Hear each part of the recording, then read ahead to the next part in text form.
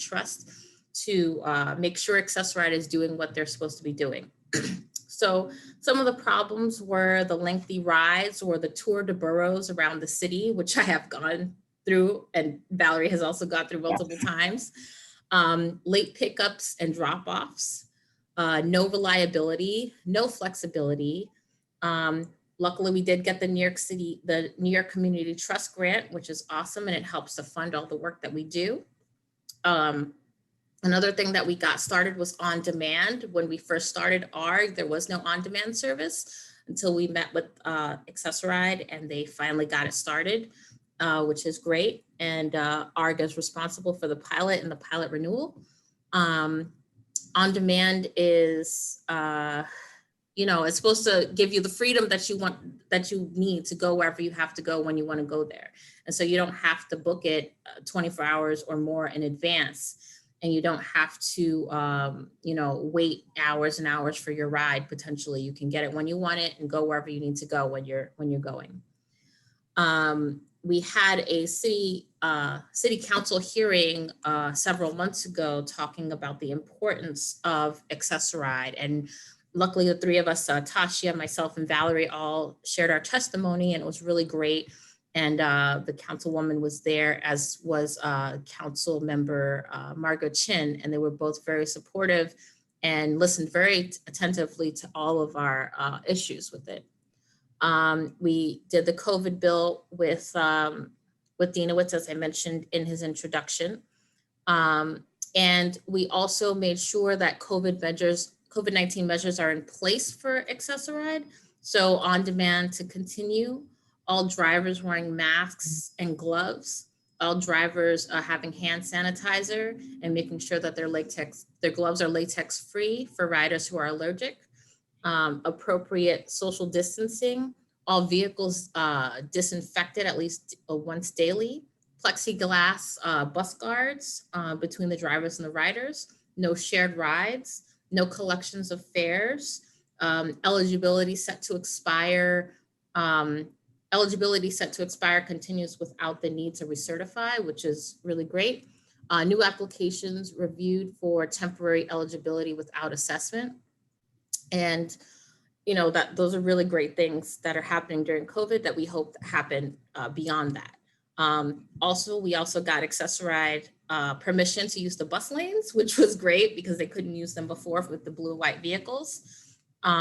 We've had 2 meetings with HRA to make sure that we're also included in fair fares, because originally AccessARide wasn't included in the first rollout of fair fares. So it was great that happened. And, we've taken a ton of actions, including sharing a ton of testimony at MTA board meetings, going to city council hearings, assembly hearings, Senate hearings. We've been every single place you can think of, sharing everything that we want for AccessARide and everything that we hope will happen in the future. We've had a ton of press conferences, demonstrations, a ton of surveys. I've done countless Know Your Rights trainings, and I did one with Dinowitz in Riverdale a couple of years ago, which was they were really, really great. And then individual advocacy, letting people know that we are here to help, that we do have AccessARide users that are part of this campaign and that are working really hard to make sure that it works for people, and that we support, any changes that'll make the service better for us. So that was that. All right, so let's get into the questions. The first question is going to Assembly Member Dinowitz. What is the state doing to support AccessARide? Well, not as much as it should do, but the state is, we're trying to do things legislatively. As you mentioned, and first, let me just say thank you to you and to everybody here, because to me, and I think to all of us, every single person in New York should have the ability. My internet connection is unstable. Hold on. Okay, can you hear me? It said my internet connection is unstable. I'm glad it said that it was the internet connection that was unstable. every single person should have the ability to get around, whether it's, and so I have focused a lot of my energy on fighting for that, whether it's fighting to get elevators on subways, pushing legislation. The legislation, I know some of you at the press conference last year that we had with Senator Comrie dealing with the on-demand pilot expansion, for example.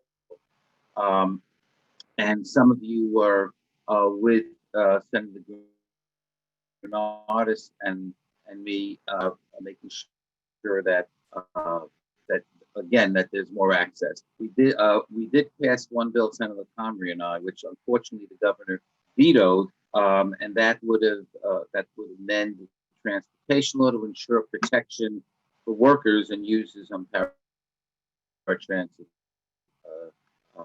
service in New York. Now, the state is doing some of that anyway, but sometimes when the state or the city or the MTA does something voluntarily, that sounds great, but something they do voluntarily can be withdrawn, and that's why often it makes sense to put things into the law to make sure it continues. So on a state level, a lot of what we do is try to make sure we have laws that will benefit people so that they have the ability to get from place to place, whether it's a medical appointment or whatever it is. It doesn't even matter.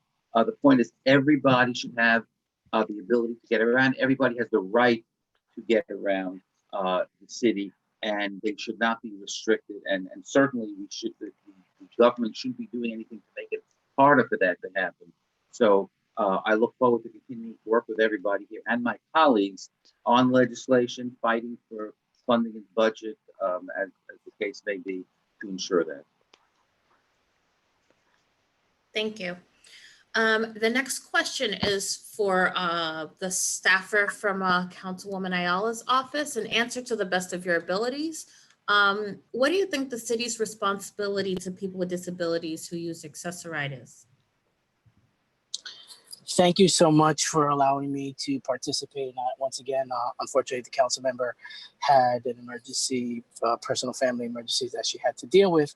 As you had mentioned, the council in December held an oversight, actually triple, not a joint committee, but a triple hearing with the Department for the, not the Department for the Aging, the Committee on Aging, the Council Members Committee, and also Council Member Rodriguez's Committee on Transportation to discuss and examine the crucial role AccessARide plays in providing transportation services to all individuals, regardless of an individual's physical needs. I think, moreover, the role of that, the point of that committee was definitely to make sure that commitments that were meant to be made to AccessARide remain a priority, and that AccessARide and that particular mode of transportation remains affordable to all.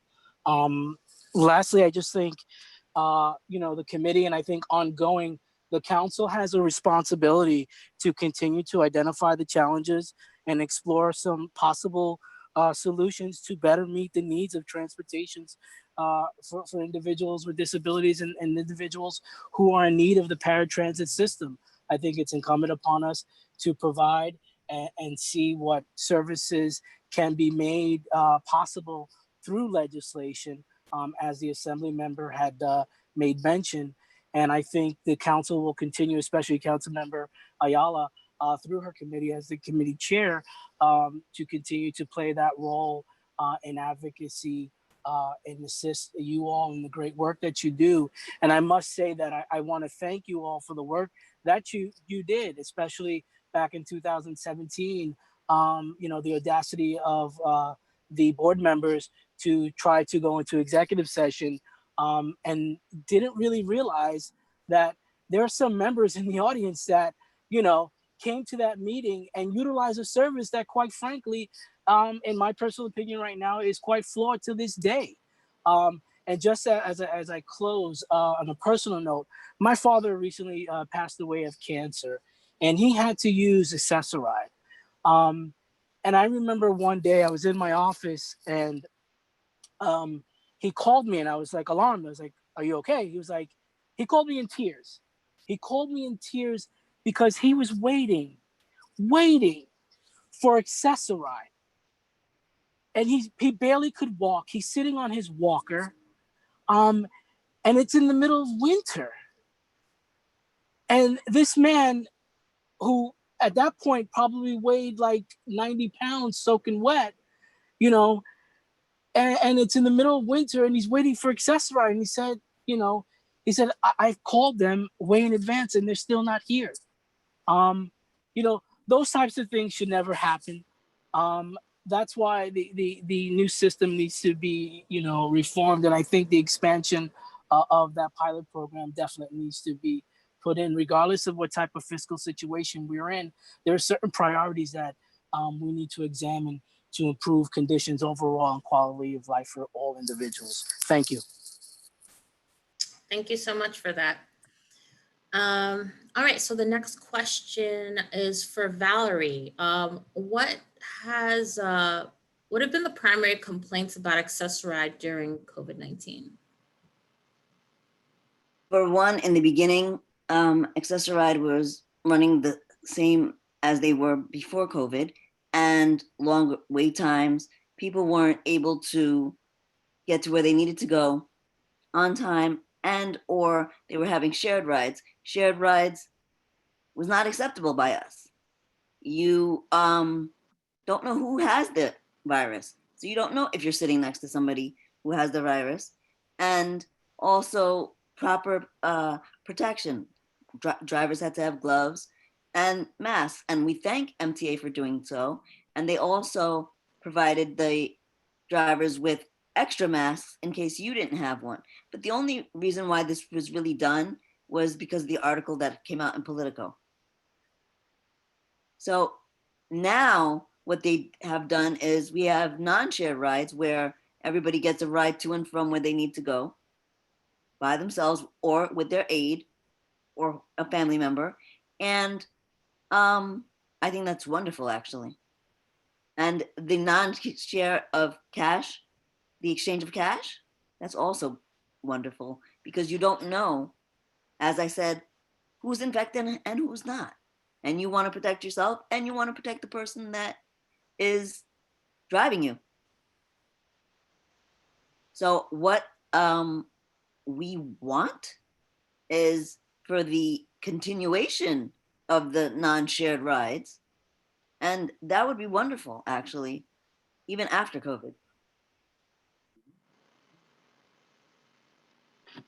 Thank you. Kevin, what is the state of eligibility and recertification? So I'd say it's a case of some good news and some bad news. For existing AccessARide users whose time on AccessARide would normally be ending, the MTA is granting automatic extensions of eligibility for 60 days. So during the COVID crisis, there's no need to go through the usual burdensome AccessARide recertification process. And as many of you know, before COVID, recertifying for AccessARide was essentially like reapplying for AccessARide. You have to go through the whole process again, even if your disability really hasn't changed, which seems like a ridiculous waste of time and energy by both the person who's trying to keep AccessARide and for the agency in terms of administering the recertification process. We hope that the MTA will permanently change its recertification process, and we'll be pushing for that because we want that process to be less burdensome for the AccessARide user and less expensive for the MTA to administer, to basically treat recertification like a new application is a waste, and that doesn't happen with, as far as I know, any government benefit that I know of. When you recertify for Section 8, it's not like you're applying for the first time for Section 8. That's just one example. Similarly with food stamps and other benefits. Now, unfortunately, there's bad news.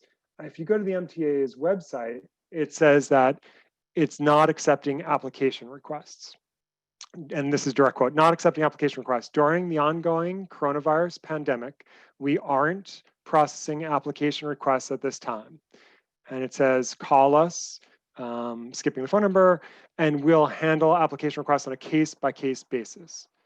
So we've inquired about this, and it's a little more nuanced.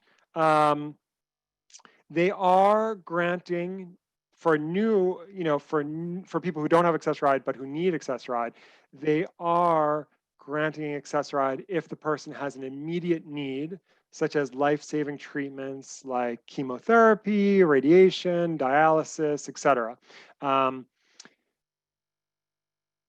And they'll grant that based on documentation instead of the usual in-person assessment. But we really think that this is completely unacceptable and contrary to the Americans with Disabilities Act. There are people who need AccessARide, who want to apply for the first time, and who don't necessarily have an emergency life-saving need for AccessARide, but need AccessARide to get to doctor's appointments, get to work, get to social engagements, etc. And those individuals should not be prohibited from getting AccessARide during the COVID crisis. There's ways to process applications in a safe manner without having a bar on new applications. Great, thank you. And the next question is for Tasha. How is it having a disability that isn't acknowledged by AccessARide? It's extremely frustrating. I've gone through the whole process, the paperwork of applying. But when you have a disability that's invisible, and even if you hand in the paperwork that your doctors with proof of your disability, it's extremely frustrating. I've had incidents where, walking down the platform and I end up on a train unaware of how it happened. I have epilepsy. And unfortunately, I no longer sense them like I used to, but it's extremely scary.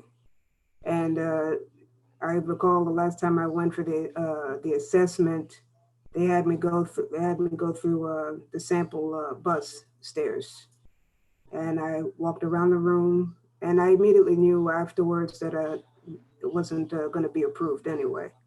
But because of how I felt afterwards, I felt there was no point in me filing an appeal. I just felt, in all honesty, I felt embarrassed and I felt upset. It's like what my doctor proof of my medical records and whatnot was never enough. Thank you. And a follow-up question to you, Tasha. What have been the complaints that Sydney's been getting about AccessARide during COVID?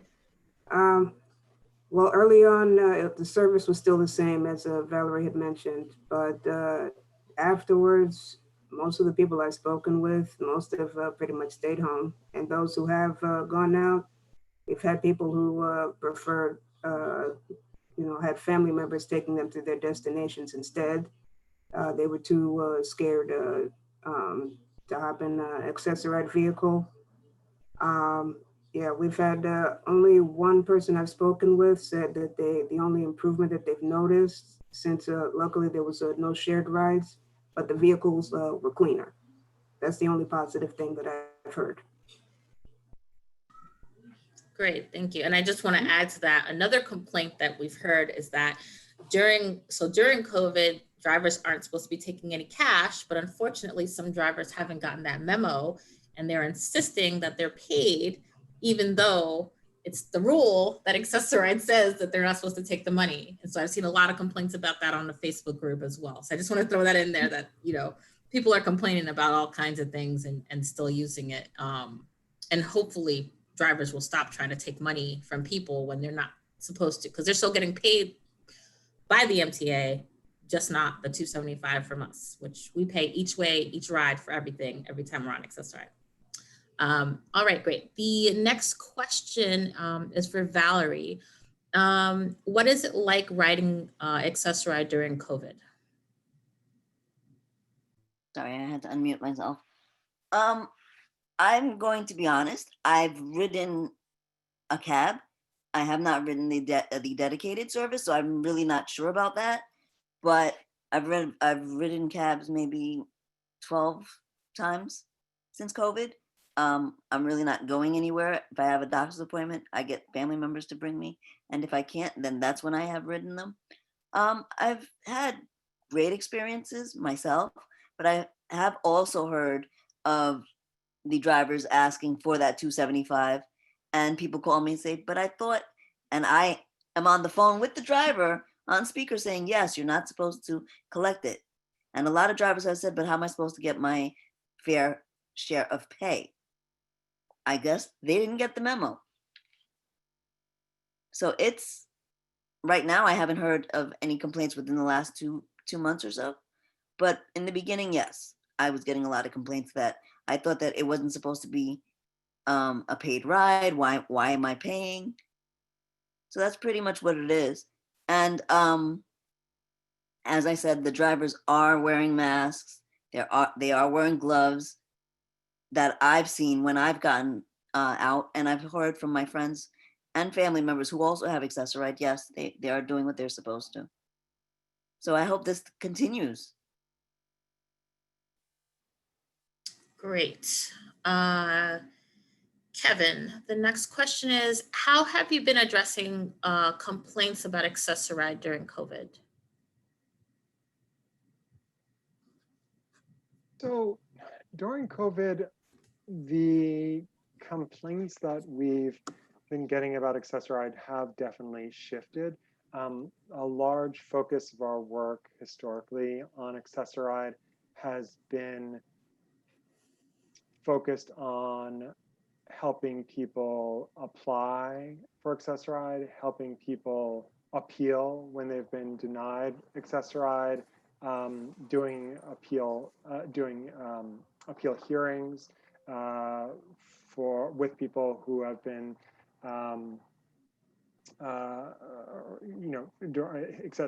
hearings, in-person hearings with people who are trying to get AccessARide, and also have been denied maybe on recertification, et cetera. And so because of the changes that I outlined earlier with regard to eligibility, there really aren't appeals going on now, because either people are essentially being extended if their service is coming to an end, and there's this kind of essentially a bar on new applications if there is an emergency need. So we've definitely been getting some complaints about that bar on new applications, and we're considering strategies on how to challenge, what again we think is a clear violation of the ADA in limiting people from applying for AccessARide who definitely need it.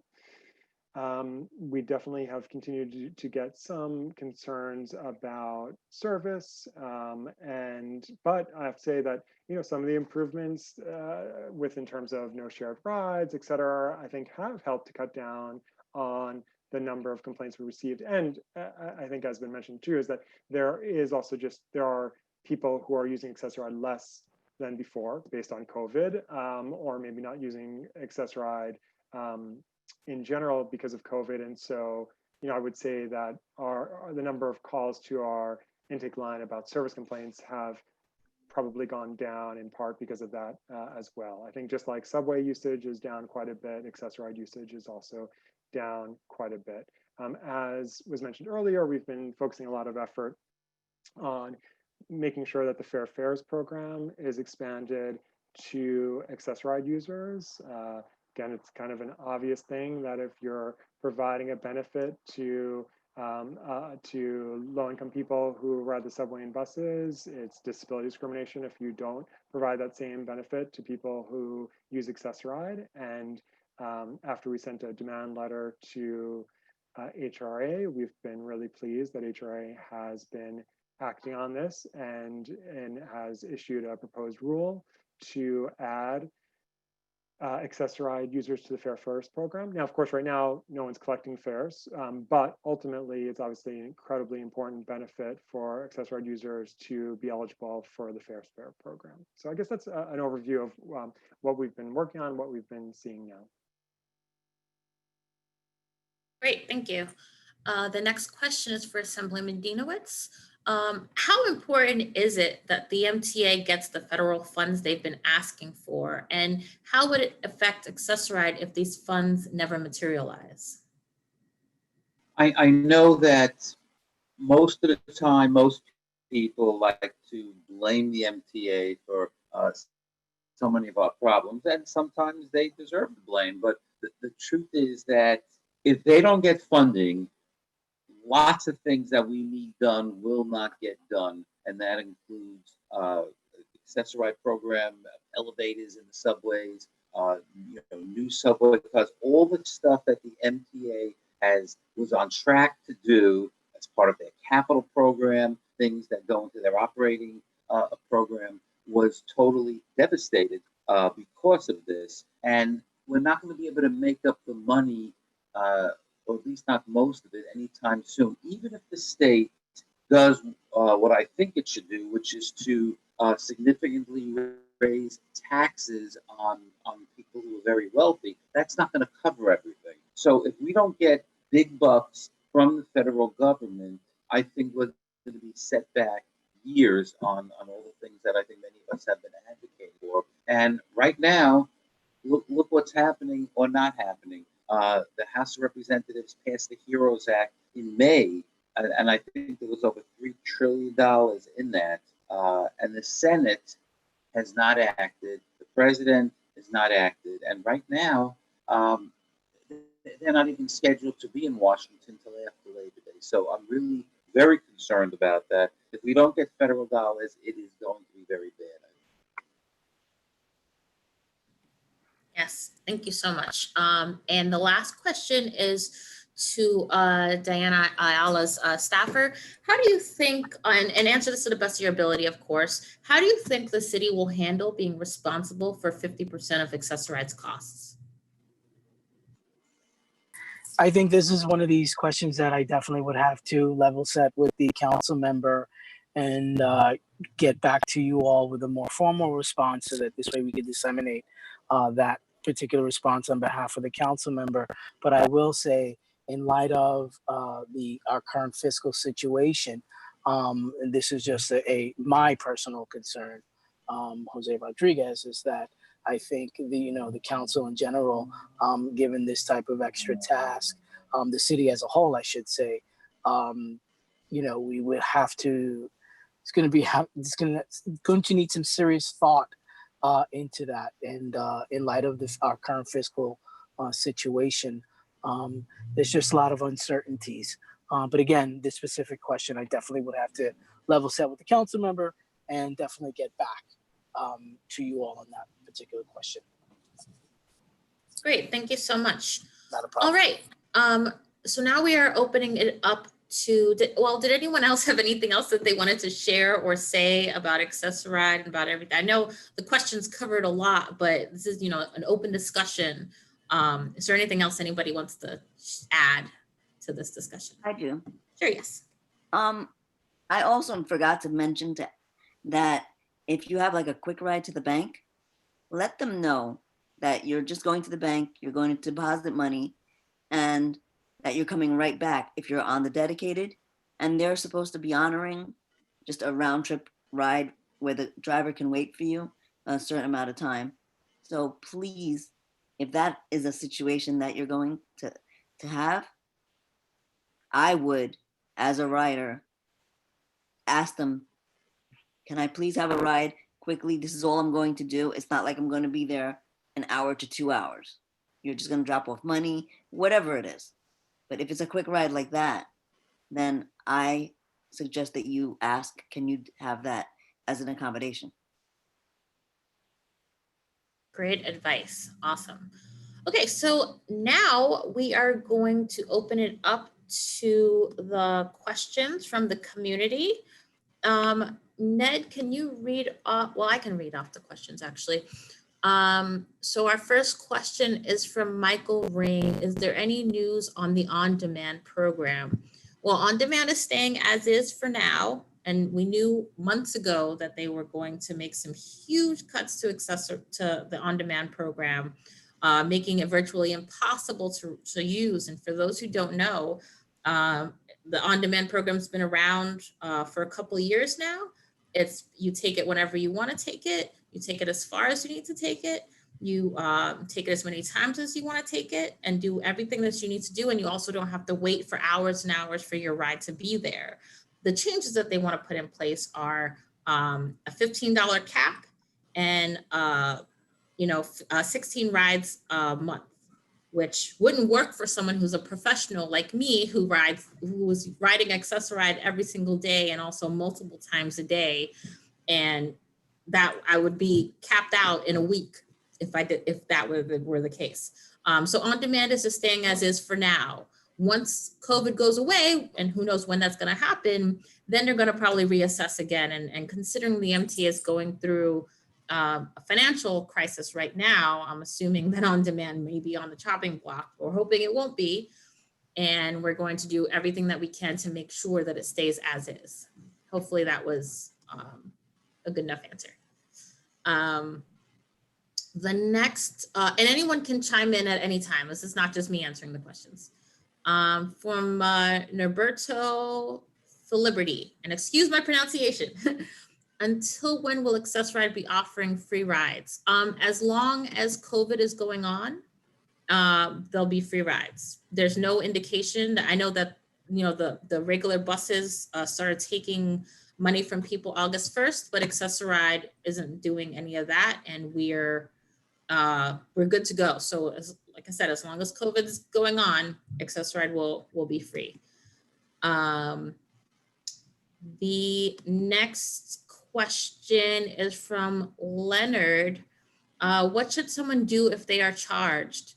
If you're charged for your ride, call AccessARide immediately. And just like Valerie mentioned, someone called her when they were charging her. You can call one of the advocates for sure, but I would call AccessARide and be like, hey, I'm in a car with this driver who is insisting I pay my $275, and I know that you guys have a rule that you're not taking any money right now, and the MTA is paying them the other money, and can you just tell the driver that I don't have to pay him, and hopefully that'll resolve it. Something I would also recommend, if possible, if you can find the vehicle number. If you see the vehicle number, make sure you mark down the time of the pickup, as many details as possible. So that way, when you give a complaint, they can look into that specific information. Yes, absolutely. Document everything, the driver's name, his vehicle number, the time, date, weather, whatever, everything, just so that they know when it happened. Thank you, Tasha. Also, I'd like to add, a lot of people say, oh, that's wasting time. No, it's not wasting time, and it works. It does work. People say, oh, no, it's not going to work because it hasn't worked in the past. It works because the driver is accountable for what he did. Mm-hmm. Absolutely.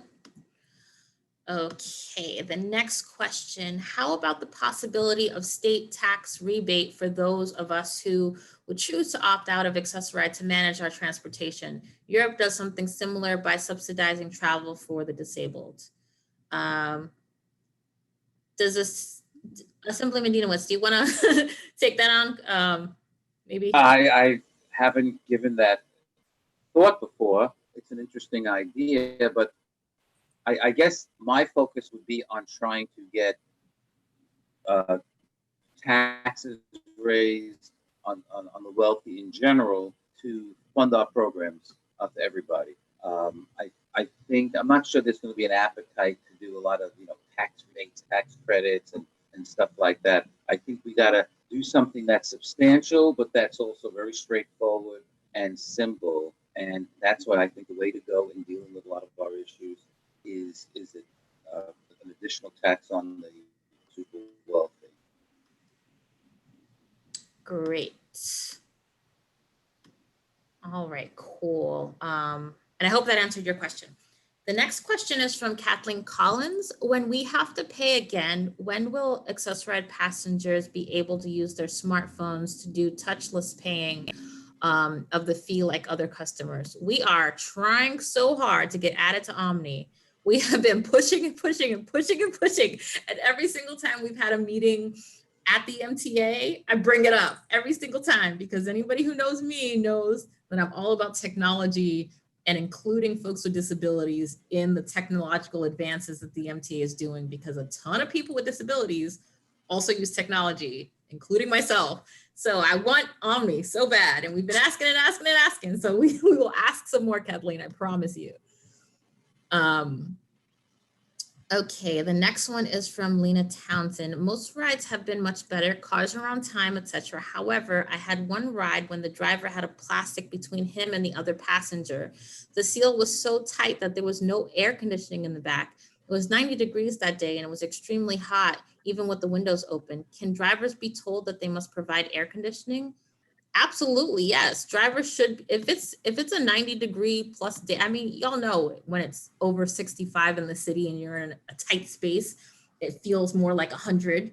So if a driver is not putting on the air, you need to make a big stink about it in the car. And there have been plenty of times when I've done chemo several times. I'm hot all the time. And every single time I've been in a car, when they turn the air off, I'm like, listen, dude, you need to turn that air on, because otherwise I'll be sweating bullets and I might throw up, and we don't want that.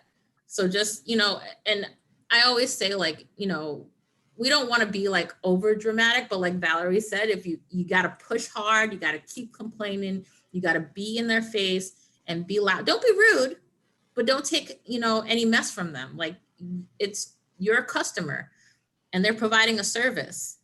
And if you didn't have a disability, they wouldn't be disrespecting you.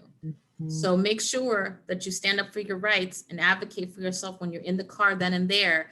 And if you need us to advocate for you after the fact, I will be your champion. That's my job. That's what I do. So, make sure that you advocate for yourself, and then contact any of us at, Sydney, BCID, MFJ, or NILPI. Any one of our organizations will call the MTA on your behalf, call the TLC, call CURB, call Arrow. Will help to make sure that they're doing their job for you, because again, you're customers and we're here to help support you through that. Okay, oh yes, this question is for Assemblymember Dienowitz.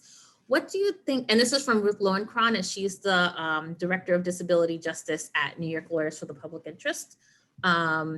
What do you think we should do to make sure the MTA receives the desperately needed federal funding? And is the advocacy we should undertake to ensure that the state money set aside for the MTA is not raided? Well, on the second question, we have a law that was passed a couple of years ago. I know that because it was my bill, creating the MTA lockbox. If they want to raid the funding for the MTA, the state that is, they have to go through a procedure, so they can't just grab the money. But on the first question, our federal representatives are the ones that have to deliver for us. Every one of them, whether it's in the House of Representatives or in the Senate, they have to fight, and I know they are fighting to get a good deal for New York and for other states. And right now, of course, it's being blocked by McConnell and the Republican Senate and by Trump. But ultimately, I believe they are going to come to some kind of deal. The question is, what's in the final package? The $3 trillion plus that was passed by the House of Representatives sounds great, but of course, we know that's not going to be the final word on it. There is going to be a compromise, hopefully. But we have to put pressure on the Senate now and on the president, and that's not so easy. But I think we're in good hands, at least. I think Nancy Pelosi and Chuck Schumer and our local representatives and Senator Gillibrand, of course, are fighting for us. It's just a very tough fight.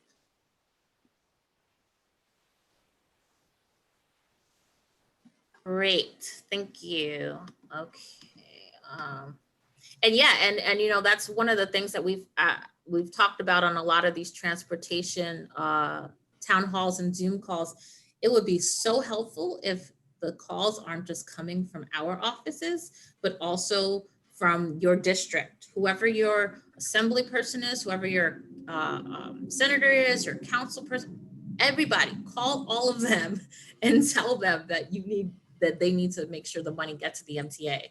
Because if we don't get those calls in, who knows what's going to happen.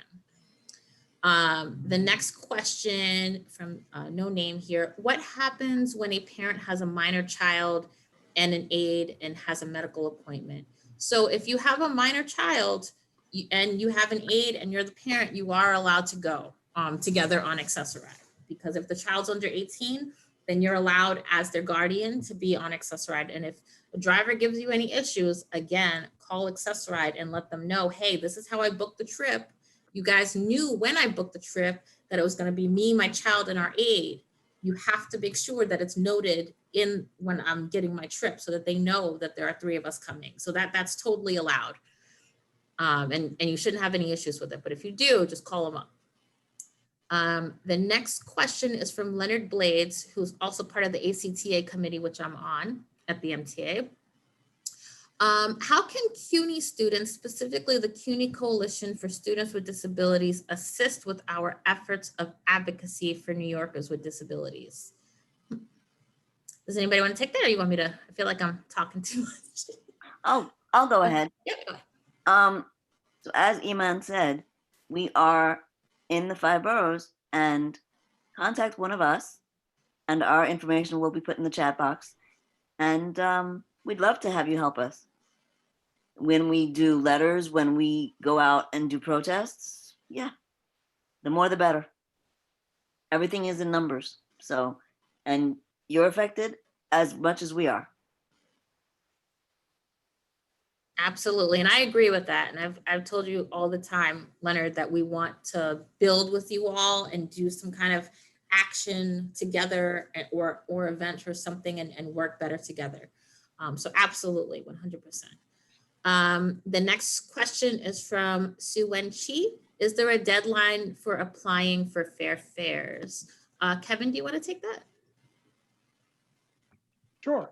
No, there's not a deadline for applying for fair fares, but we urge everyone to apply as soon as possible. Better to get your application in so that when MTA starts charging again for AccessARide, you're already in the system, you've been approved for fair fares, et cetera. So no deadline, but we definitely urge people to get their applications in.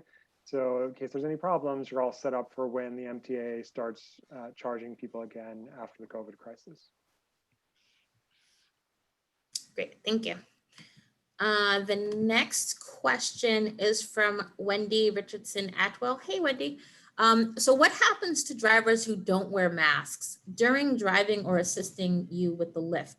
I had to report a driver last month who said he couldn't breathe. And if I reported him a second time, 2 supervisors called me about the complaint. This person really didn't care. It's not acceptable. If a driver's not wearing a mask or using the bus guard or doesn't have gloves on, or you haven't seen any alcohol or hand sanitizer anywhere near them or around them, or they haven't used any of them, call. Even if they're gonna label you as a complainer. I've been labeled as difficult. I don't care. I'm a customer and I'm paying for a service, and I should not be disrespected or abused simply because I have a disability. And the same goes for you, Wendy. If they're not wearing a mask, if they're not wearing gloves, if they're not using a bus guard, if they're not using hand sanitizer or alcohol or anything, it is, it's incumbent on you to make sure that you're safe in that vehicle. And that means calling and complaining. And if you need to call me every single time they're doing that, that's fine too. I will call on your behalf as well and complain about it because that's important. And we know that people with autoimmune disorders especially really don't need to be catching COVID. So, we gotta make sure that they're doing what they're supposed to do. And also there's no scientific proof that people can't breathe with masks on. So, all right. And the next question, another one from John Padula. Since the city is now a 50-50 partner with the state in funding AccessARide, does that help the on-demand efforts at all? I guess this could go to the Assemblyman or Jose from Ayala's office. I'm not entirely sure. I'm not sure if whether it was 50-50 or some other combination. I'm not, if the total is the same, if that's the case, then the total is the same. Ooh, you're breaking up a little. I said that the goal is to have more. The goal is to have more funding. I mean, personally, I don't care whether it's the city or the state, as long as the money is there to do the job. Yeah. Yeah, I agree. All right. This is from Thomas P. How are vendors allowed to have buses leave their yard with no AC or heat? Good question. I'm not entirely sure how to answer that. I've wondered that myself, as a matter of fact. Is there any thoughts from you, Kevin? Because I can't think about what the repercussions could be for one of the AccessARide companies who are sending vehicles without working AC or heat, even though they're supposed to be checked every morning before they go out. Yeah, that's, yeah. So the scenario, I just want to sure. So let's say the car shows up and there's no air conditioning, for example, or in the winter heat. Yeah, it puts people in obviously puts people in a very difficult position, because potentially they've been already waiting for AccessARide. Potentially they have an appointment that's time sensitive. But you know, one, as Iman I think said well earlier, is that you're paying customers. You should expect what a paying customer should be entitled to, and on a very hot day and a very cold day, or based on, you know, potentially the side effects of the medication you might be on, et cetera, you need AC or you need heat, it seems completely unacceptable. What to do in that moment is challenging, right? Because it depends on, you know, if you have an appointment that you need to make and you're willing to take the ride, then I think you should file a complaint about it, certainly at least after the fact. Or you could, if you have some time and you're willing to wait, then I guess you could ask for another car to be dispatched. Those are my kind of common sense ideas. I welcome other people's thoughts on it, but that's what comes to mind for me. Great, thank you. Yeah, that seems pretty good for people to try to do if that ever happens. Okay, the next one is from CN. Sometimes on-demand taxis do not pick up directly outside a location and want me to walk to the corner of the block. I explained that I am blind and the driver will come to the driver should come to my pickup location. How can blind riders be identified to the on-demand taxi driver to avoid this inconvenience? We have been working so hard to make sure that they don't ignore folks who are blind or have low vision. We've talked about it repeatedly with the MTA. And so I am very, very sad to hear that they're doing that to you. Tasha or Valerie, do you have anything to add? If you call if the driver calls you and says, I'm here, stress that you're blind. I don't see you, but you could see me, but I can't see you. Could you walk up to me, please? Because you have that right. And the driver must escort you to your vehicle. If he's telling you come down the block, that is not acceptable. And I've been with many of our consumers at BCID, where I've had to stand outside with them if they come to our office. And I tell the driver, you have to come in front of the door. I'm not letting the passenger walk to you, nor am I going to walk with them to you, because there is a space in front of the door where you should be able to pull up. It's as simple as that. Yeah, same here. Pretty much the same response, really, because that's completely unacceptable. You know, you shouldn't. No passenger should have to go through a situation like that. That's completely unacceptable.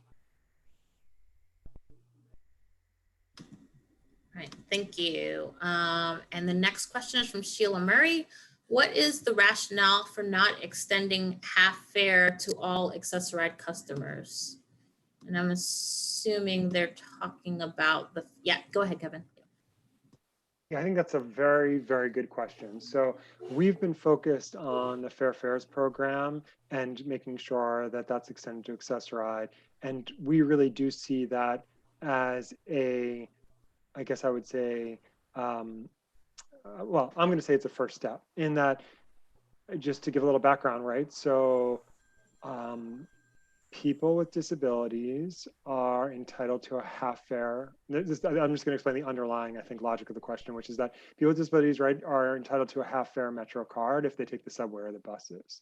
And so, but people with disabilities who use AccessARide have to pay the full fare generally, except unless they're eligible now for Fair Fares, and then they wouldn't have to.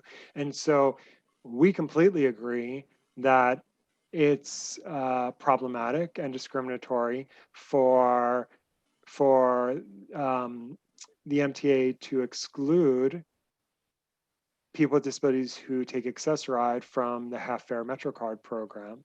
And you know, I think that that should be challenged and will be challenged. And I'm not saying that any of these cases are necessarily easy cases, but I think it's really important.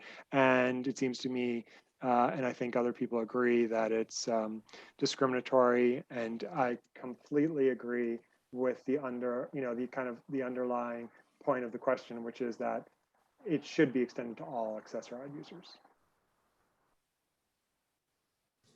Great, thank you, Kevin. And our last question that's on here, and y'all can send more questions if you want to, we still have a few minutes. The last one was from Antoinette Davey. On-demand is cheaper per ride than AccessARide. Why are they so resistant to keeping it? Plus, it is equitable service, just like on the subway, you can go when and where you want. Their plan is to charge over $15 sounds discriminatory. If you're able to use the subway, you can go anywhere for less than $3, but not if you have a disability. Why?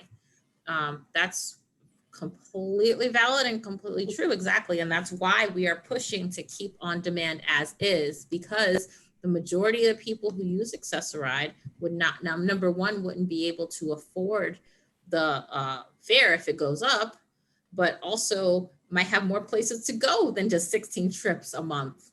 I know that even before I was working at NILPI, I still had a lot of doctor's appointments. I had school, I had things to do, and that required a lot more than 16 rides a day. So, you know, we're going to keep on pushing. We're going to keep on advocating. We're going to stay in the MTA's face about it as nicely as possible. And we're going to make sure that they don't cut it because it's a vital lifeline to people who use it. And I know for me, it is extremely important. So there's so many meetings I've missed completely because of, you know, regular AccessARide. And with On Demand, I was able to actually get to places on time when I had to be there, which was awesome. Yeah. One thing that what you were talking about, the importance of AccessARide. I know a lot of people use AccessARide, but On Demand, a common misconception, people don't only go to the doctor's office. People, disabled people, they also work. They also have a social life, but there's always this misconception, and I've always found that extremely frustrating. I could say this, with On Demand, I've gotten to my appointments on time. I've gotten to work on time because I work from my house an hour and a half away. I used to get to work 2 hours and 15 minutes late. Mm-hmm. So On Demand cuts that, and even to appointments to see other, to have other meetings, and I've gone to them on time. But with AccessARide, if I had an on point meeting where today, let's say it's 12 o'clock and the meeting's at 2, I can get there. But if I was doing a regular AccessARide, that would never happen. So I would have missed the meeting, right? So yeah, it is important. And it's not just important for those who work, it's important for all of us. Same. Yeah, whether you're going to the library or going to a business meeting or going to hang out with your friends or going to do chemo or going to hang out at a bar or wherever it is, just like people, just like, you know, folks without disabilities go on the buses and trains anytime they want, going wherever they want to do whatever they want. We should be entitled to do the same. That's just that, simple as that. The next question is also from CN. I wasn't informed by AccessARide or Curb Share about not paying the fare during COVID. I only found out by chance from Tasha at Sydney. Also, I did not get anything in writing about fares from the MTA. Oh, that just moved. Who does the updates, and can the news be better communicated? I completely agree with that. We announced, AARRG announced all the changes with AccessARide during COVID. The MTA did not, but we took it upon ourselves to announce it to the community because we saw that it was very important, and we would really, really like to have AccessARide added to the MTA newsletters that go out. We're hoping to make that happen. And I'm really sorry that you didn't hear about it. Hopefully no one's taken money from you while this has been going on. If anyone has taken any money from you, make sure you call it in and have all your information as we mentioned earlier. And, you know, make sure that you, like if you want to join AARRG's Twitter, you know, we share information on there about things that are going on with the service, with COVID, with everything going on. We had a number of tweets already for the ADA celebration last month. So just, you know, and also you can contact any of our offices, myself, Valerie, Tasha, to get any other updates. Unfortunately, though, we can't always rely, and this is not to badmouth the MTA. They have a lot going on right now, but just to say that they're not as communicative as I would like. And none of us work there, so we shouldn't be doing their job for them. As simple as that. The next, where's the next question? Oh, they're here. These questions keep moving. Okay, Ruth Lauren Cron is adding on to Kevin's comment in terms of fares. It's only available to AccessARide users who are 64 and younger, and that's because the rest of the fares program is only viable to that age group. So there's that. There's more on that. That really highlights the importance of you know, the idea of extending the half fare Metro cards for all people with disabilities who use AccessARide, and so it's really should be done. Yes, absolutely. And the next question is also from Sheila Murray. What is the plan for social distancing at assessment centers? I'm not entirely sure about that. Don't know either. Yeah, we haven't actually heard anything about social distancing at assessment centers. I don't think that they're doing interviews at assessment centers at They're this not open time. as of right now anyway. Is that correct, Kevin? Right, that they're not open? That goes back to the, you know, sort of the problem of them really not accepting new applications except for emergency, people who have kind of emergencies, and for those people who have emergencies, they're doing it on paper essentially.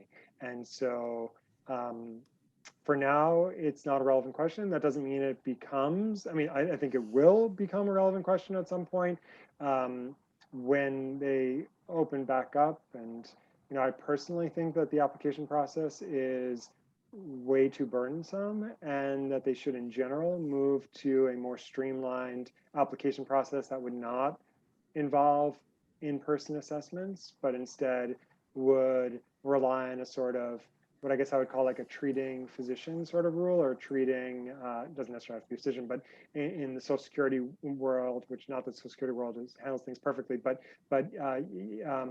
you know, if your doctor or your care provider says that you need Social Security, it doesn't mean that you're necessarily going to get it, but there's sort of a presumption that instead of going and walking up the stairs or trying to walk up the stairs of a fake bus and walking down the hall, you know, in a situation which is nothing like walking down the sidewalk on a crowded street. I mean, the assessments, in-person assessments by the MTA are I think kind of absurd and aren't really relevant as to whether a person needs AccessARide or not. Particularly if, as pointed out before, sometimes people need AccessARide for mental health disabilities. And so, for example, if someone needs AccessARide because of post-traumatic stress disorder, it doesn't matter whether they could walk up the stairs in a mock bus. And so I guess I question the need for in-person assessments in general. And I guess I hope that there's room for reform on that end. Thank you. The next comment is from Kathleen Collins. We need a campaign to require our politicians and MTA board to use regular AccessARide for a week. How do you feel about that, Assemblyman, using Wow. the regular broker AccessARide for a week? Why would I want to take somebody else's space on an AccessARide ride? I travel, I actually travel very locally. I don't go into Manhattan. And that's before COVID even. So to get to work, it's a very short distance from my house.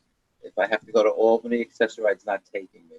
But I understand what you're saying, that you think it would be helpful for us to experience what you go through. But I have a funny feeling that if AccessARide knew that I was taking a ride, they would make sure that they were on time and they would have everything clean and they would do everything the right way. The real question is, what do they do when everybody else is taking a ride on AccessARide? Absolutely, absolutely. I definitely agree with the Assembly member as well. But although I do agree with the tactic. But like I had stated early on, you know, firsthand knowledge of what my father went through with AccessARide. It's horrible. And but he's absolutely right, the Assemblyman. If they knew that he was coming, I assure you that things would be a lot different.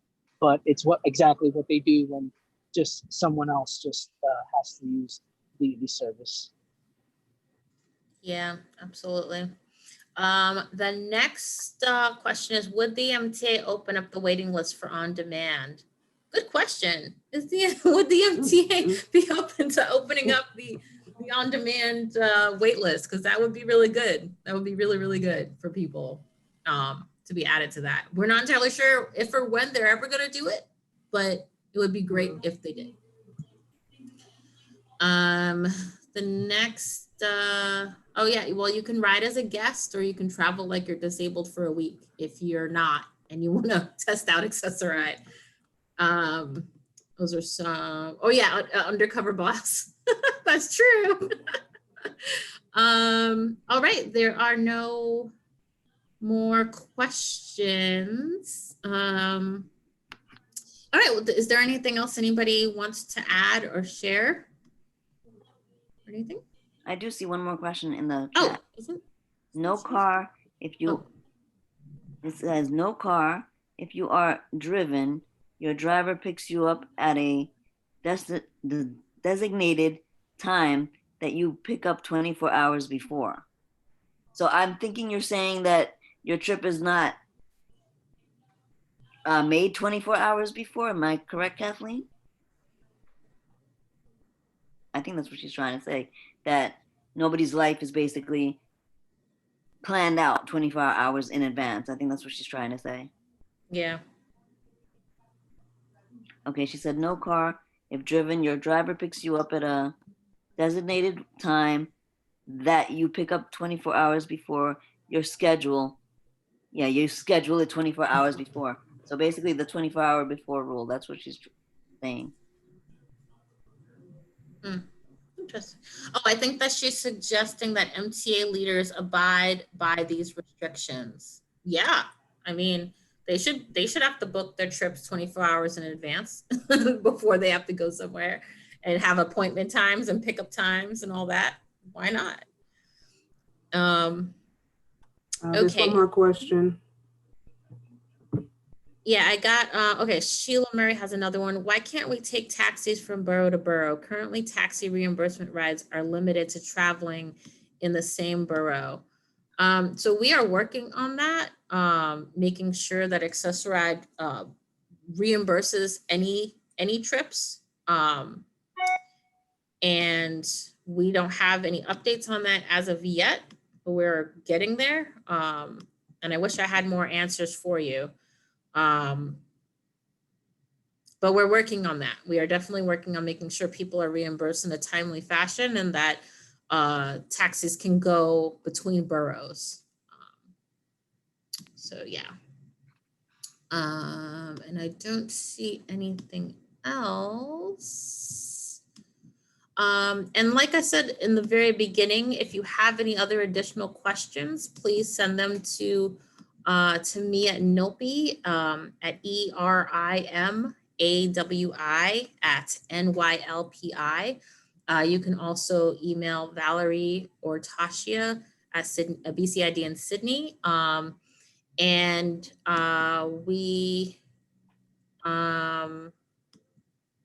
If you are limited income, I don't know what that question means.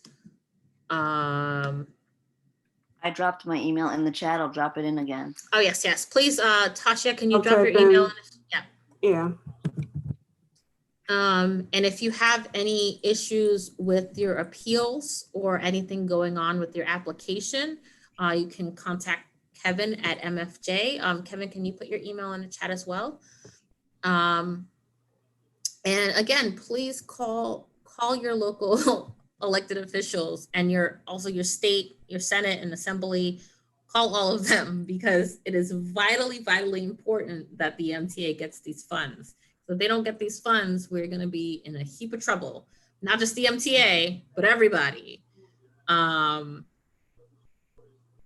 so there's a last question. How can you pay for a taxi on limited funds? Well, that's why we're trying to make sure that they don't start charging a ridiculous amount for the on-demand service, so that people aren't paying like $60 or $70 or $100 for their ride. So we're trying to keep it at $275 and keep it as unlimited as we possibly can. Yeah, I hope I answered your question. Thanks for this. Very informative, but don't AccessARide taxis go between boroughs? Yes, they usually do, but that's just for on-demand ones do. But if you get a taxi authorization beforehand through AccessARide, they don't always. So you have to request that. And we've had people having issues with that. Oh, another question. Do you think MTA will increase their fare or cut some subway if the federal government doesn't step up by September 14th? You know, we're hoping, we're really hoping that they don't, but we don't know, and unfortunately, there's no way for us to know until the time comes. Like and I wish I had a better answer. Like I really did. Like we are in a bit of a financial strain with the MTA, and we have to hope for the best. And that's why I'm saying call your senators, call your assembly people, call your representatives, and tell them that you really want the MTA to get this money, because without it, we are in a heap of trouble. That's that. Why is AccessARide asking, can you take a cab? Oh, well, sometimes some AccessARide vehicle, the dedicated vehicles don't show up on time, or you can request it beforehand if you don't want to deal with the tax, a bigger blue and white bus, and you can get a taxi authorization if you want to go someplace. Oh, there are more. Before ADA had transcripts as part of the act, an activist asked Senator Kennedy to travel like people with disabilities, and after doing a day, he realized how vital accessible transportation is and added it to the ADA. Well, yeah, I mean, people can try out AccessARide if they want to try it out and see how it is for those of us who use it. And if folks want to, I mean, I'm not into people acting disabled, but like if folks do want to, pretend a little, oh, okay, sort of, but like, I feel like there are better ways for us to have, non-disabled folks use AccessARide without having to pretend to be disabled to use it. Like, I feel like we could do a better job at that. But yeah, but it's great what Senator Kennedy did years ago, and it helped to get the ADA, passed. So, we can figure it out. There's a way to figure it out. That's all I know. And I think that's it. I don't have any other questions. All right. Well, again, our emails are in the chat. So if you ever have any complaints or concerns with AccessARide, anything going on that you haven't complained about, or even if you have complained about it and you want us to complain some more on your behalf, or you want to talk to us about it, please feel free to call any one of us, email any one of us. We are available for you if you have any issues with your application or your appeal or anything like that. Give us a call or an email. Thank you so much, Assemblyman Dinowitz, for joining us. You were amazing. I love your background pictures. They're awesome. And thank you so much for Jose for being here on behalf of Councilwoman Ayala. We appreciate and value you being here. I want to thank the ASL interpreters. You guys were super awesome. And thank you so much for being here. And thank you so much to our panelists. You guys were super awesome and amazing. Super virtual hugs. And we're good to go. I think that's it. Thank you everybody for being here. Thank you to the public. And if you have any more questions, feel free to send it to us and we'll answer them to the best of our abilities. Great. Good night. Good Good night. night. Thank you. Night. Good night, everyone. Thank you.